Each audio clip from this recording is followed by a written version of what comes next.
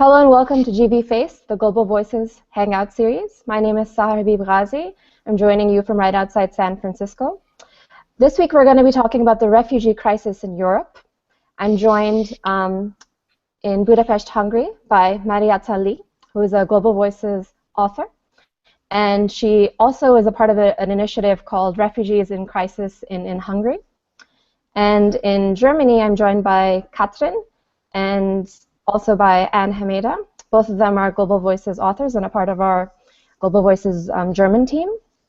Anne is currently working with an initiative called Welcome in Essen, which was a spontaneously organized movement to help accommodate refugees who have come into Germany.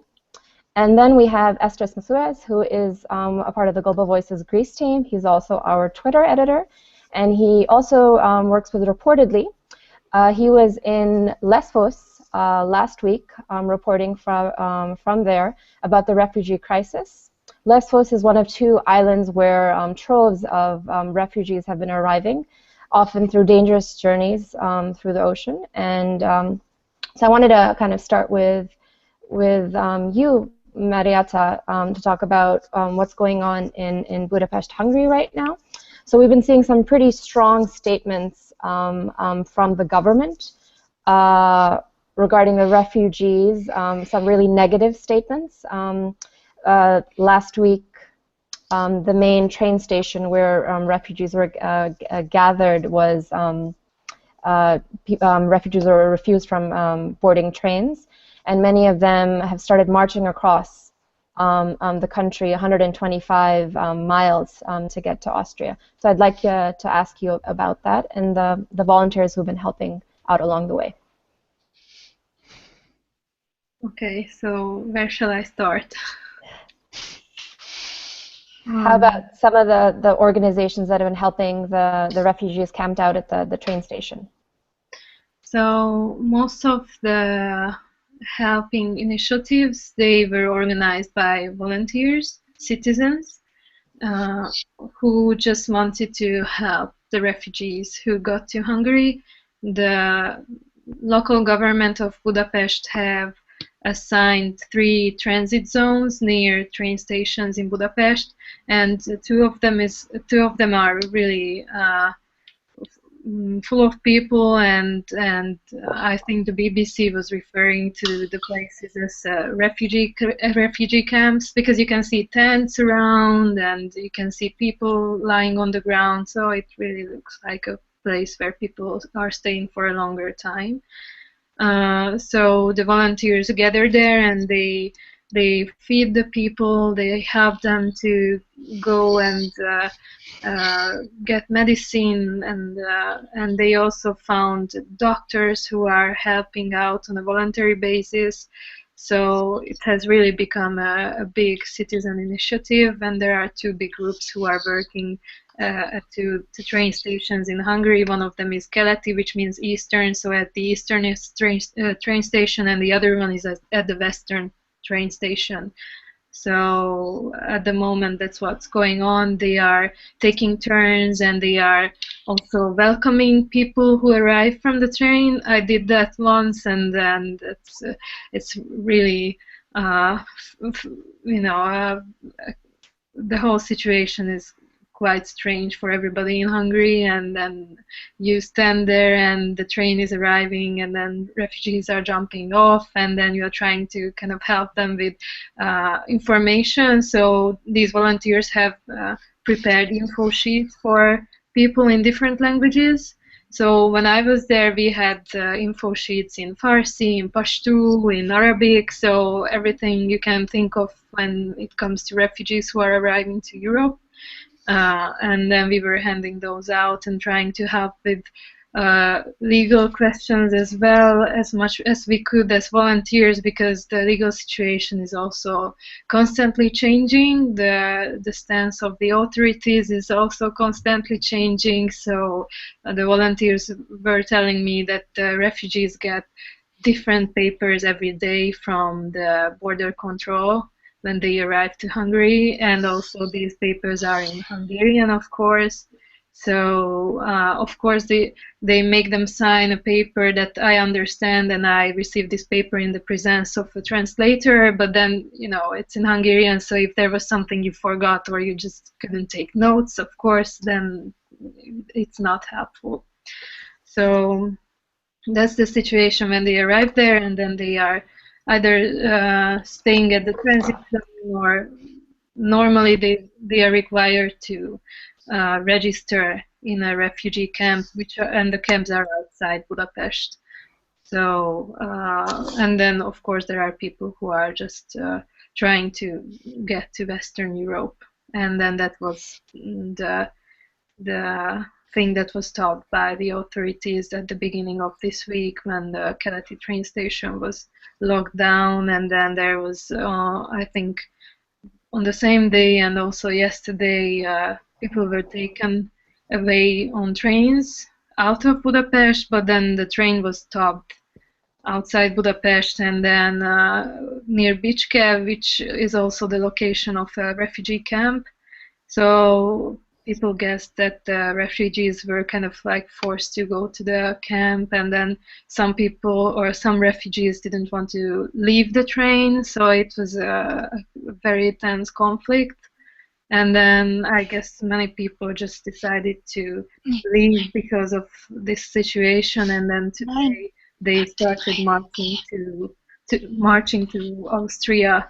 A colleague of mine wrote on Instagram that he thinks there are probably 2,000 people on the road now. So they are walking on foot, and at the moment it is said that people are arriving from Germany and Austria to drive them to Germany. Because the other thing is, which is scaring Hungarian people away from helping with this, is that in Hungary, if you have someone who is in the country illegally to leave the country, then you are basically participating in human trafficking. So the legal explanations of this, of course, change by lawyer, but the general understanding of driving someone out of Hungary would be human trafficking. At this point, I think let's move over to Asteris, and these things are really complicated. The way that these routes take place through Europe. So more than, I would say, I just got these figures from Asteris. More than 300,000 migrants have arrived either through in Europe through Italy or Greece, taking journeys through the sea. But then some migrants are arriving in Hungary through the Balkans, which are through non-EU territory, Macedonia, Serbia, and then going into Hungary. And Hungary's even put up more fences to stop people from walking through. And then some people are arriving in Greece and then leaving Greece because the lines are so long, because so many refugees have arrived in Greece and kind of trekking through the Balkans to go back in through Hungary. So people are trying many different routes to get into Europe. So Asteris, you spent the last week in one of two islands where refugees have been arriving. They've been coming to Kos and Lesvos. What did you see in Lesvos? This whole thing is being painted a lot in mainstream press as an invasion, as of course the conditions are deplorable across the path, especially in outdoor camps where there's no shade.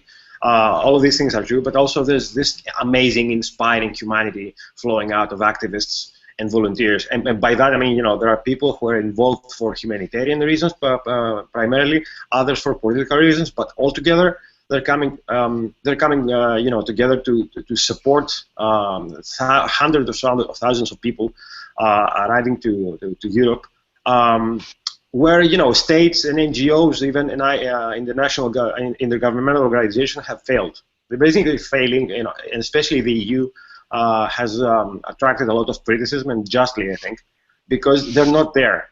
If you go there, you'll see there are locals, expats, another very very big term, somebody who's been living abroad, But basically, expats are migrants too.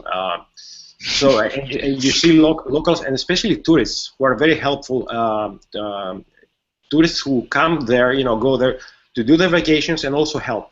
And their contribution is very crucial to this thing because without the tourists there, it would be hard to find, just-in-time funding for some things like the buses that help take people out.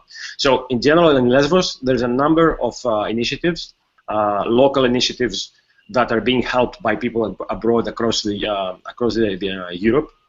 There are also helpers from the US and all parts of the world, but Europe is mostly where the contributions are flowing from. And I've personally seen truckloads of aid that you usually associate with an NGO or an intergovernmental organization, and these people are handling amazing logistics and at the same time maintaining their humanity in dealing with the refugees. In the islands, in the Greek islands, the vast majority of people arriving are from refugee-producing countries, and like 60 to 80% are from Syria. So I think, although some of them may be migrants, like financial, economic migrants, the vast majority are refugees. And you see that the narrative has changed. Like in previous years, under conservative governments, we had the mainstream press constantly going on and on about the illegals. Now this is being dropped even by the conservative press. They're talking about refugees because Greece has a history of refugees of itself, of vast movements of people in and out of the country. And I think this has switched perceptions. Although Greece is in the grip of the financial crisis, of course, and it's really hard for this country. It's true that this country alone cannot handle all of it by itself. And they use basically treating the Greece as a goalkeeper. They're not helping. They only recently started spending program for refugees, and they're mostly focused in border control. So you see Frontex vessels, but you don't see rescue vessels, EU rescue vessels. The whole mentality is still fixed on keeping these people from coming to our shores.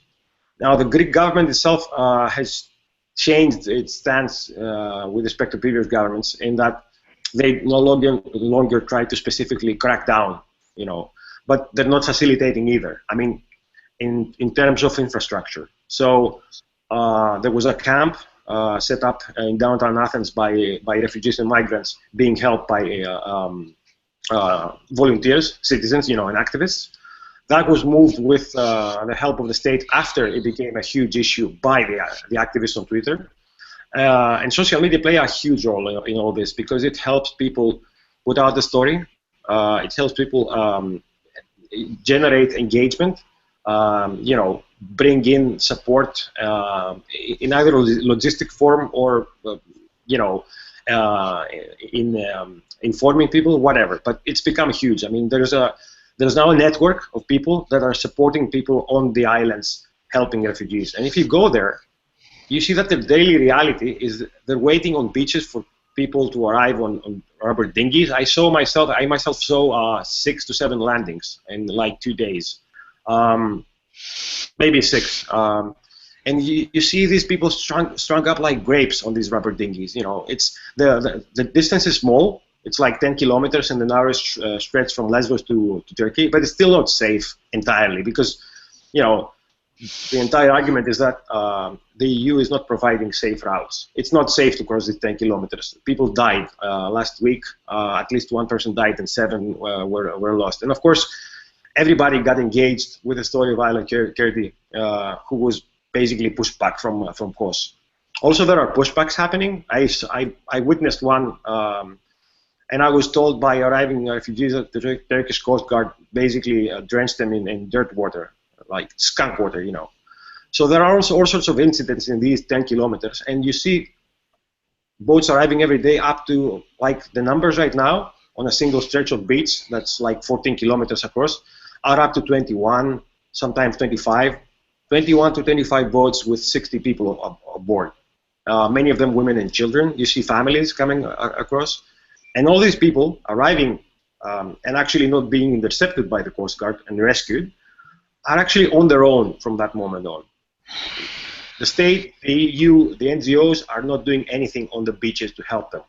They might do something on the camps themselves, which is another story entirely, Not so much again. But on the beaches, there is only the activists, the locals, the tourists, and the volunteers, who basically what they're trying to do is help them get to a safe space, relatively safe space, close to where they can be bused to the island's capital, and then after getting their papers, which is a whole odyssey for them, board ships to Piraeus. Now, right now, Lesvos is sort of bottlenecked everywhere. The camps, Mytilene, the capital, is no longer sending out buses, so people are taking it on themselves to walk 65 kilometers under a scorching sun. The weather is still 36 degrees in Greece. Like, it's been consistently like that for weeks.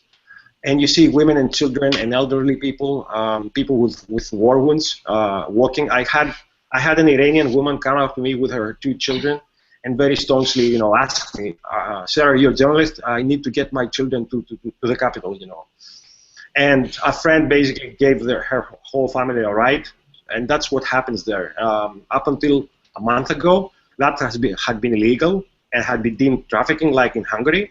But I guess because the government is was technically left-wing, they sort of legislated that out.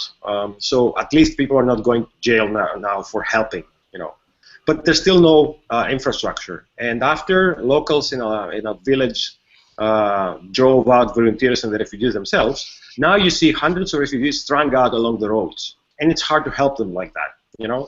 I mean, even in a place that conditions are deplorable, you can at least go there and help them. When they're strung out along a road of 65 kilometers, it's very hard to offer them aid. But the locals are doing what they can, and the local, helpers, volunteers, and it's amazing how they marshal so many resources, and such, human willpower to keep it up every day. Thank you for that, Asteris. That was, some very difficult imagery to even take in.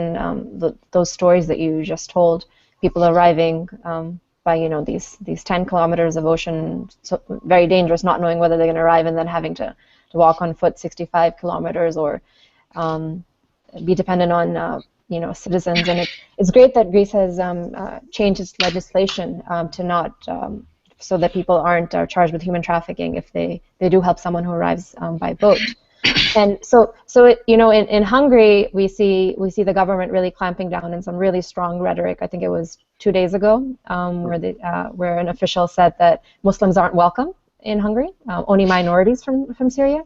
And then we have Germany, which is saying that all Syrians are welcome. And last year the numbers of refugees that were granted asylum, I believe, was 200,000, and now our migrants, if that's the term that Germany is using, they're trying to push it up to 800,000 being granted asylum, economic or refugee status. So, but what we're seeing in Germany is that the government really can't cope with all these numbers that they're saying they're going to accommodate, and so, Anne, you've been helping out refugees in Essen.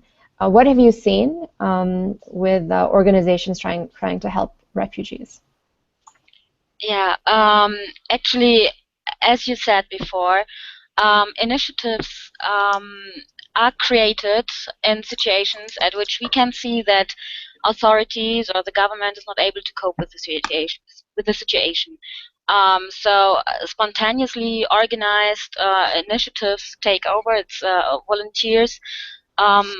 For example, I am working for Willkommen in Essen, which is an initiative, running a warehouse. So we are giving or we are receiving clothing donations, and we run a warehouse to give it to the refugees arriving at our refugee camp we are situated at.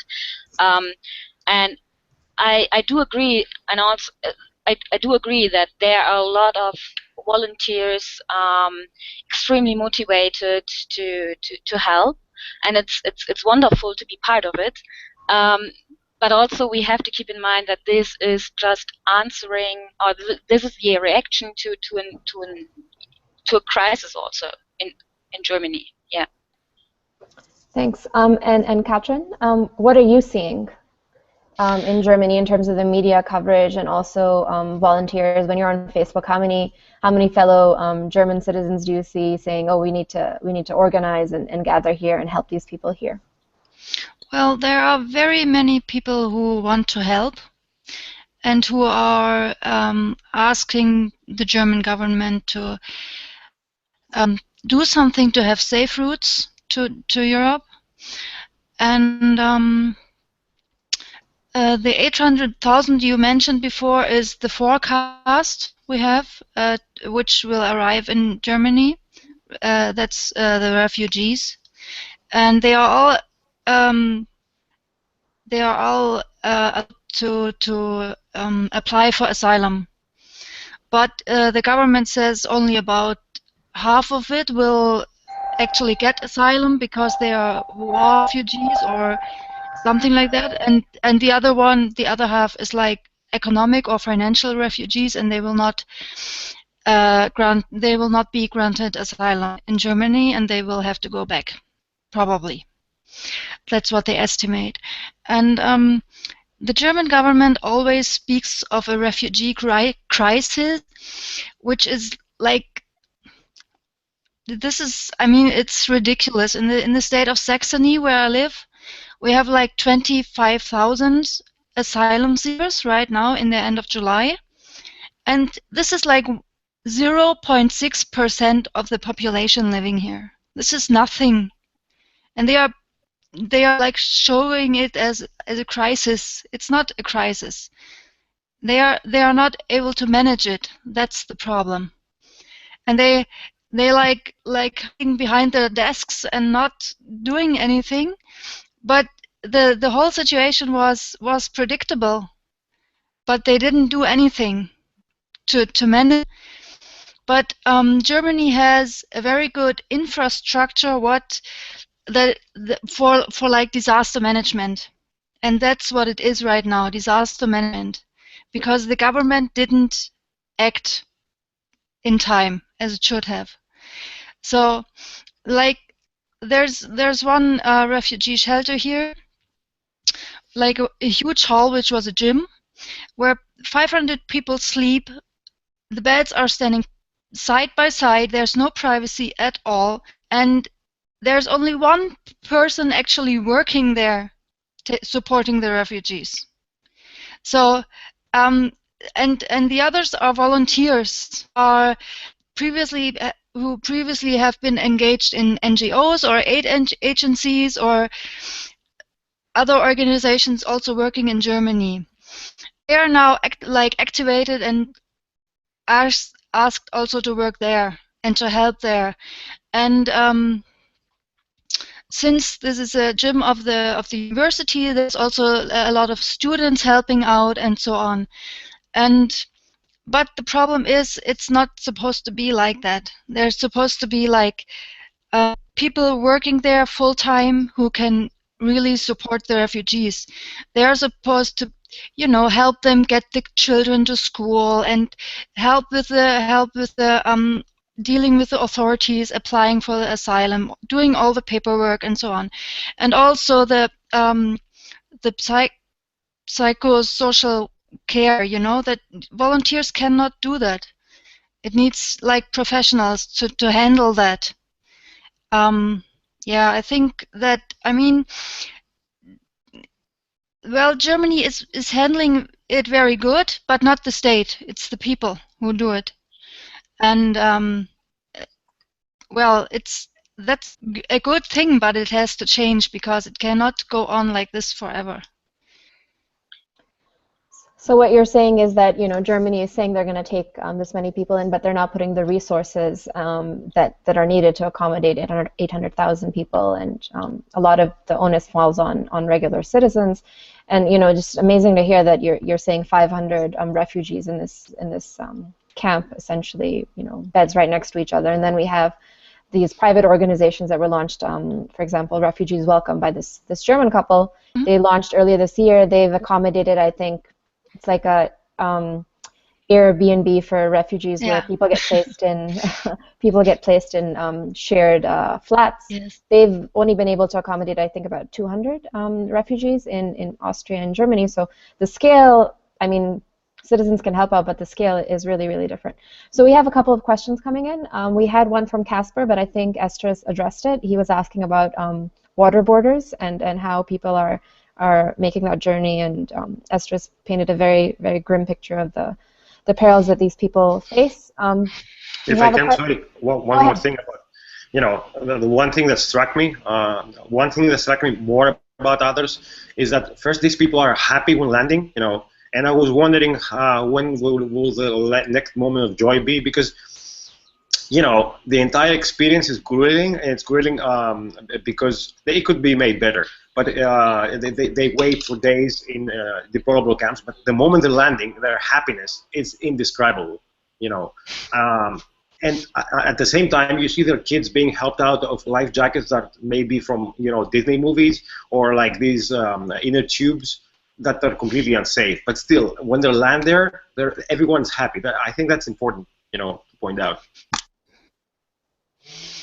And I mean, one of the things that I was struck most when I saw Elan Kurdi's image was that he wasn't wearing a life jacket. So many of the people getting onto these dinghies aren't, they're not even wearing the basic. And I think he was trying to land, his family was trying to land on coasts, and they just had two miles in between of ocean.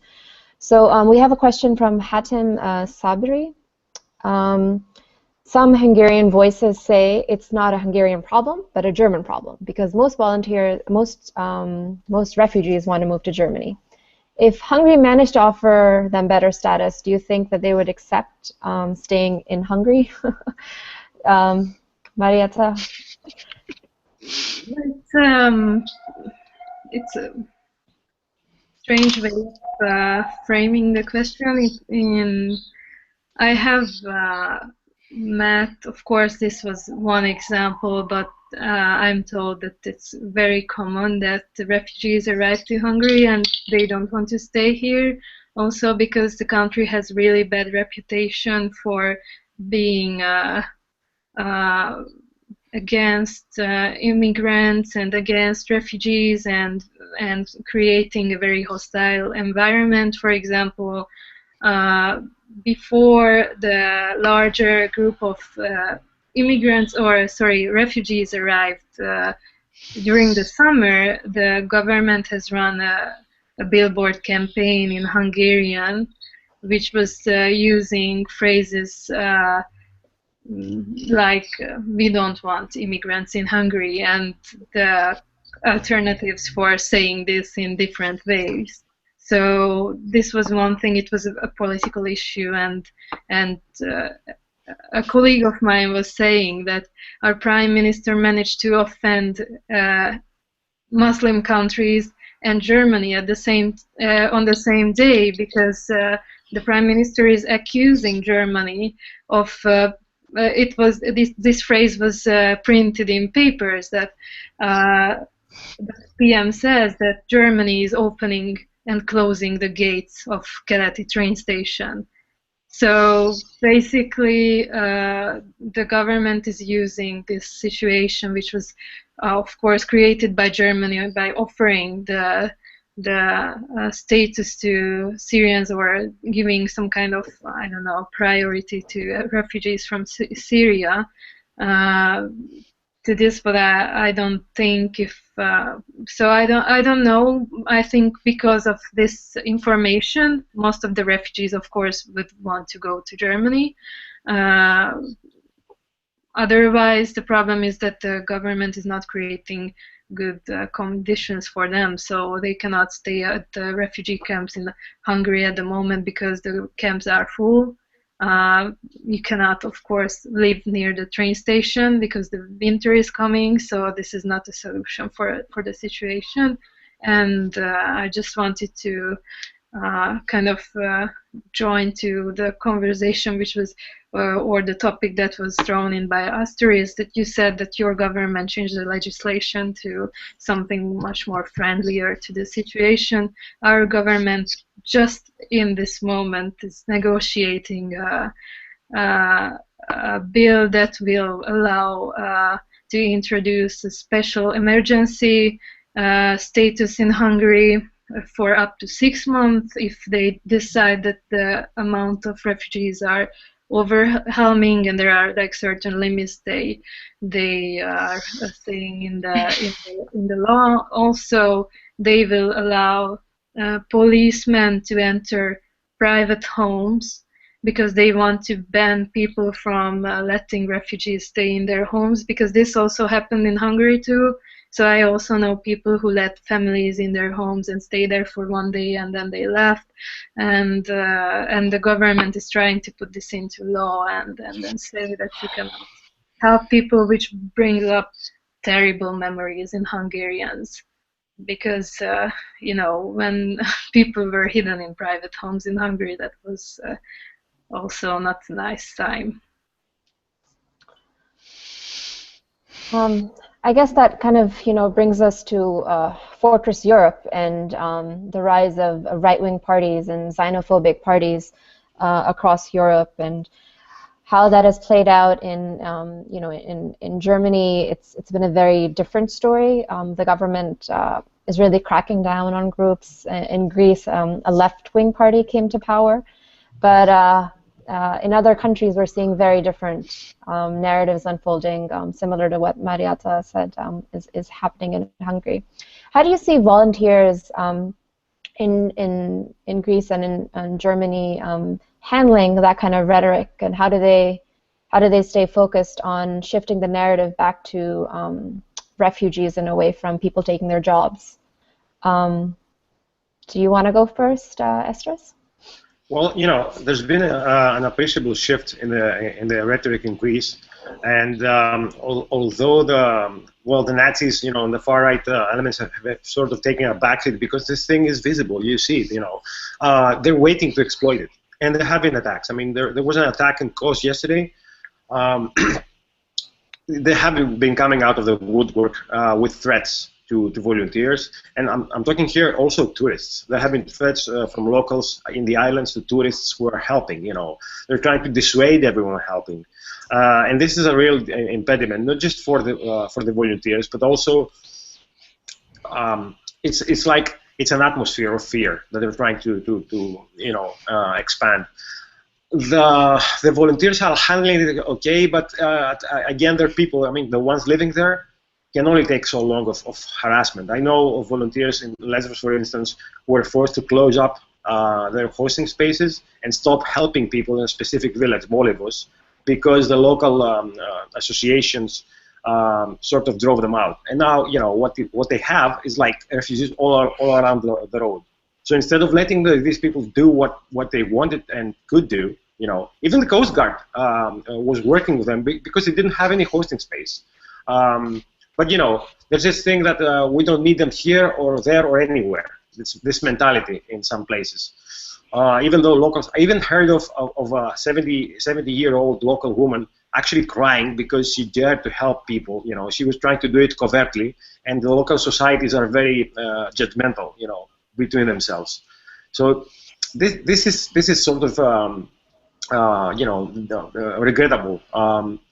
The volunteers out on the road are being even harassed during rescues. You know, there have been some instances of local interests actually, you know, from the tourist industry perceiving the refugees as being a problem for their image. But the truth of it is, there have been people going to the island to help the refugees and leaving money there, and the refugees themselves.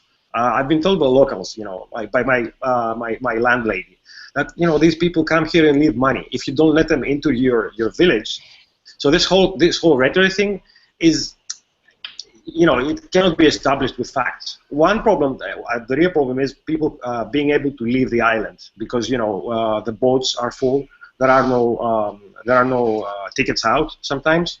That's a problem, okay, but the refugees don't take the planes, and tourists do not primarily go there by boat. You know, they fly in and out. So that's not a problem.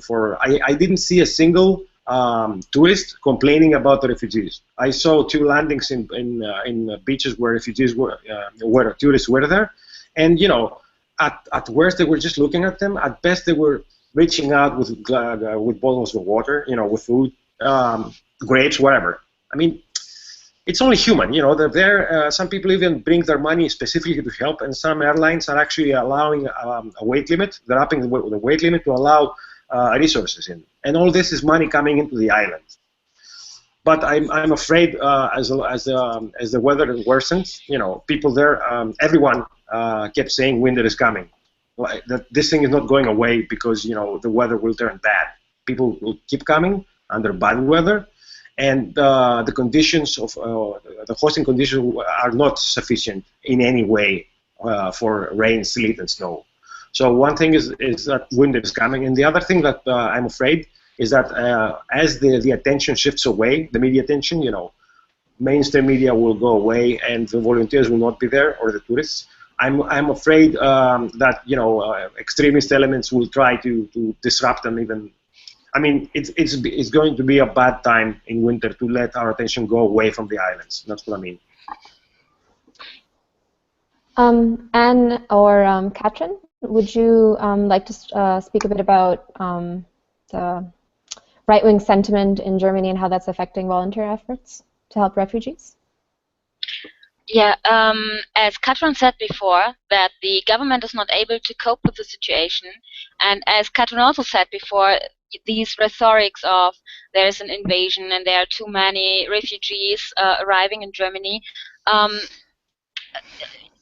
it ends up with more and more initiatives for refugee help, but it also increases the right-wing hate speech. And in the period January to July this year, the number of right-winged attacks on refugee camps doubled compared with the whole last year.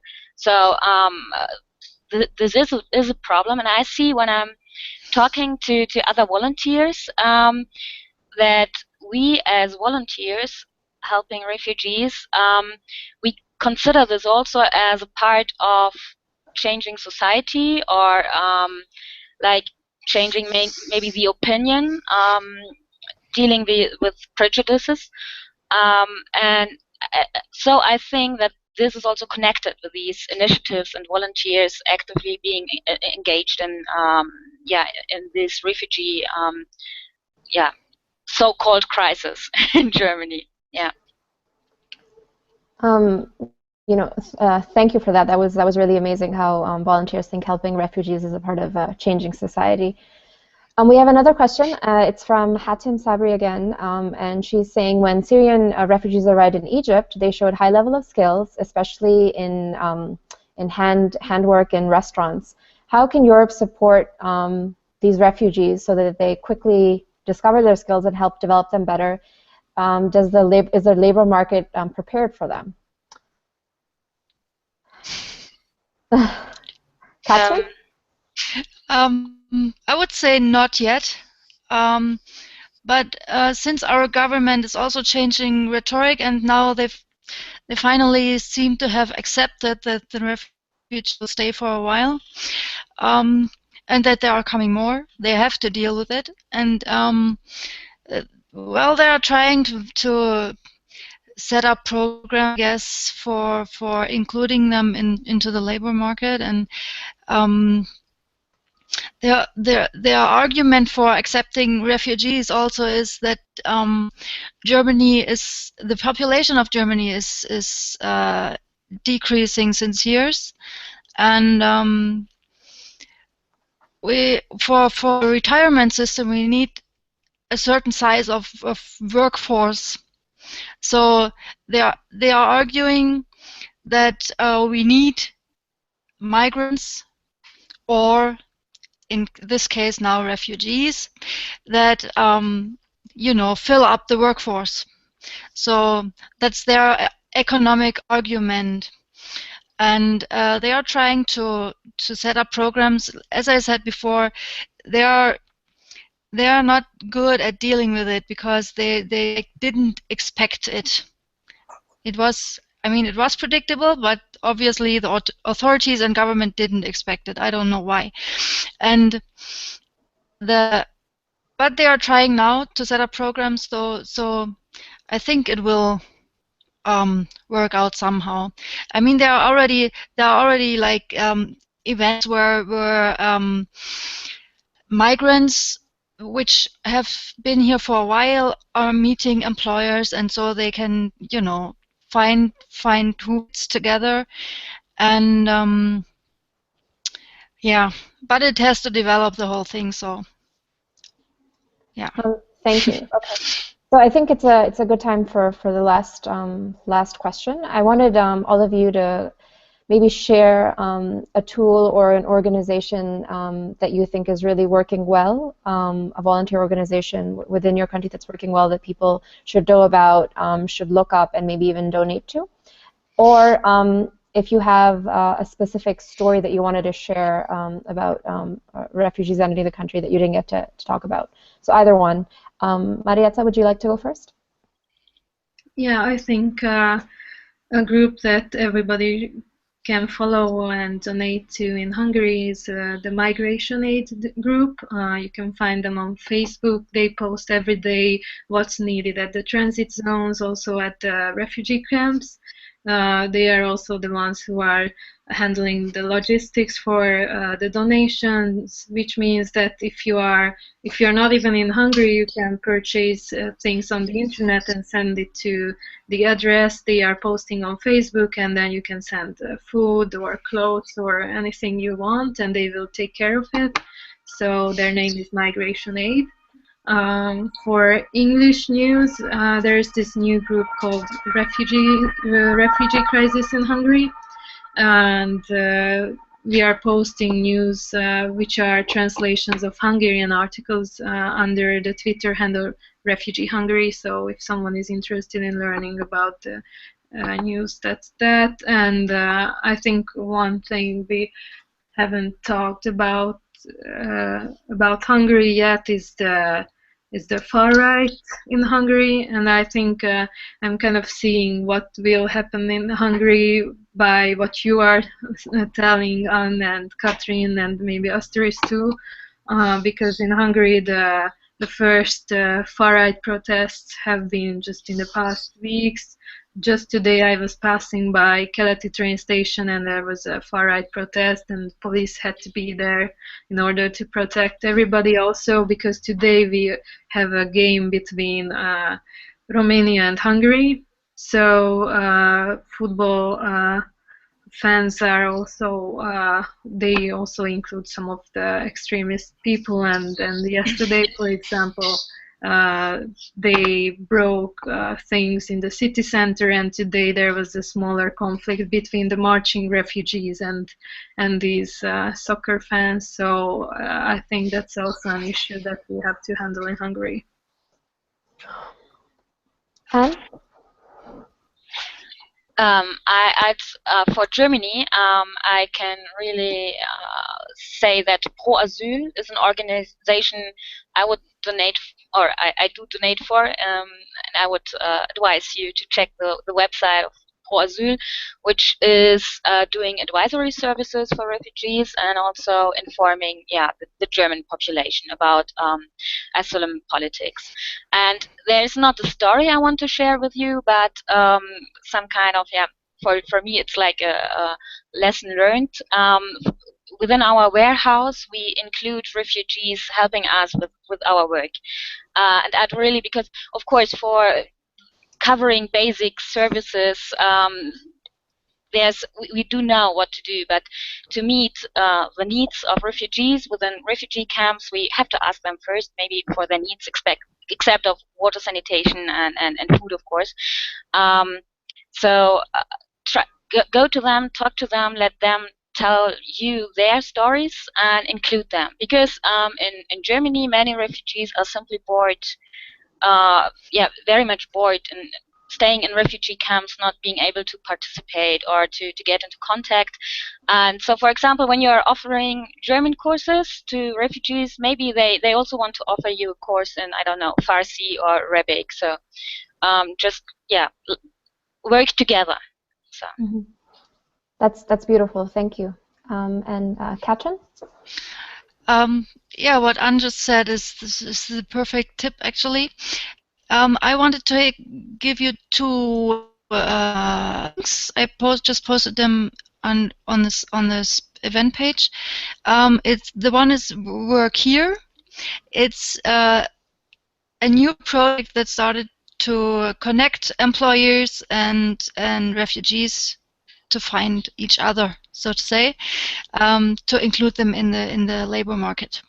So this is one project, and the other one is Wie kann ich helfen? It's how can I help, basically, and it reports on many projects, and people can find in their region or area a place where they can help, and maybe also find inspiration what they can do in their cities.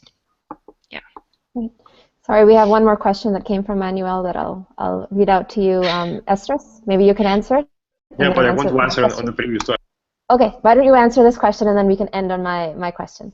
So this is from Manuel. All this migrant wave is creating a huge wave of solidarity around Europe. But do you feel Europe is ready to assimilate all these people in one go? Well, in one go, maybe not, and the numbers are I mean, they're, unprecedented. But that's not the question here. The question here is that how Europe will respond to human need, It doesn't matter, it's not like a race to respond to everyone, and I don't think it'll manage, but that's not the thing here. The issue here is what kind of footprint we leave for history, in the way we respond. So on one hand, you have the volunteers and helping and doing logistics that even NGOs aren't capable of. On the other hand, you have people being, we have scenes reminiscent of World War II. You know what I mean? Like the racism and all that. All these things will go into history. It's a historic moment right now, and what we do will be judged throughout history. And I think it's important to sort of show our best behavior as human beings, because these kinds of crises will multiply in the future, As resources get more stressed, water. Exactly. Yeah. It's like a test. It's like a sort of exercise. Okay, so back to the original question. Which organizations would you say people should donate to or know about in Greece that are working on the ground? And what is one story that you want, from Lesvos that you want us to remember? All right. Sorry, I'll tell the formal names of the groups. One is Refugee Solidarity Movement of Thessaloniki. I know these people. They're amazing. They have been helping out refugees coming through at the bus station for the entire summer, and they're, among their numbers are Erasmus students and locals, and a very inspiring friend, Craig Werlock, who's been tirelessly doing this for the entire summer. They're helping also in Idomeni at the border with Macedonia right now, so that's also important because nobody goes there except for the volunteers. And only the cops on both sides of the border, the border guards are there.